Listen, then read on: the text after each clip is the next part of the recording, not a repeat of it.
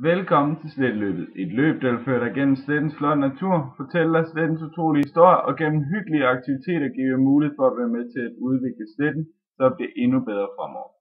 Løbet går ud på, at I med jeres smartphone skal læse QR-koden, som er et link til YouTube. Her vil der komme en film op.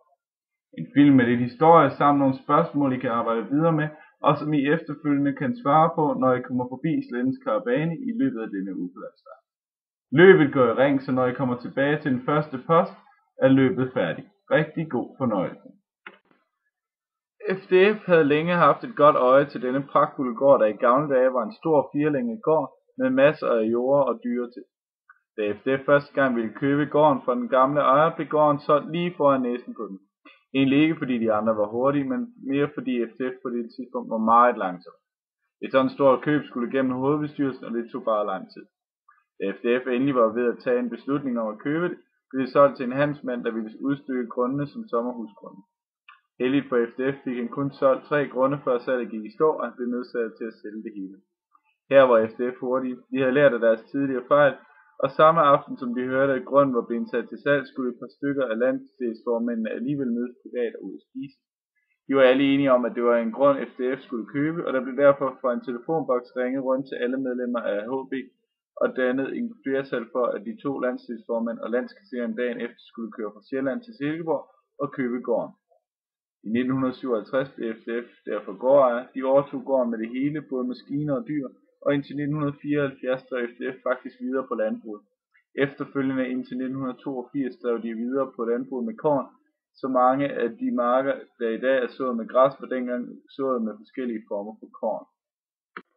Med i handlen fulgte der faktisk et lille stykke ekstra jord. Det var et stykke jord, der lå på den anden side af Juhusø, tæt ved kafeteriet ved den tidligere Svejbækfærge. På dette stykke kunne den tidligere ejer af gården lægge sin robåd, når han sejlede over for at tage toget fra Svejbæk station. Ligeledes fulgte der også et stykke engareal i Virkelund, som den tidligere gårdejer havde brugt til tørvegravning og som græsareal til dyr. Begge stykker jord er i dag solgt, men i mange år ejede FDF disse 2 steder uden rigtig at bruge den, og uden det rigtig var nogen, der kendte til ejerskab. I dag er der kun 2 af de oprindelige 4 længder tilbage på Æblegården, og i 1995 byggede man stuehuset om til den nuværende indretning af kontor, mødelokaler og soverum. Her holder den daglige ledelse af sletten til. I den anden længde ligger FDF's Naturværksted og Museum. Det var i gamle dage en hestestald. I museet på første dag kan man opleve FDF's historie gennem de sidste 100 år, og i Naturværkstedet i stueetagen kan man udforske forskellige naturhåndværk. Hvis man følger vejen ned mod Juhusø, kommer man til slettens badebro, hvor der ligger kanoer, der lånes og lejes ud. Faciliteterne her i Naturværkstedet, klatrevæggen foran jer og alle de andre faciliteter her på sletten er til fri afbenyttelse, når man lejer sig ind i en af bygningerne som sommerlejr eller andet. Det vil sige, at de ofte bliver brugt og bestemt er populære. Der har altid i FDF været fokus på, at de ting, der er på sletten, alle har noget med naturen og friluftsliv at gøre. Det er en af de mange ting, vi i FDF har fuldstændig styr på, og med et område som sletten en ting, vi virkelig skal nyde. Dog nytter det jo ikke noget, at vi går i stå her. Vi skal stadig udvikle os og tænke i nye baner, selvom det skal have noget med naturen at gøre. For at snakke i jeres gruppe om, hvilke nye naturidéer og naturfaciliteter vi kunne skabe her på sletten, tænk helt ud af boksen og kom med de skøreste og vildeste idéer.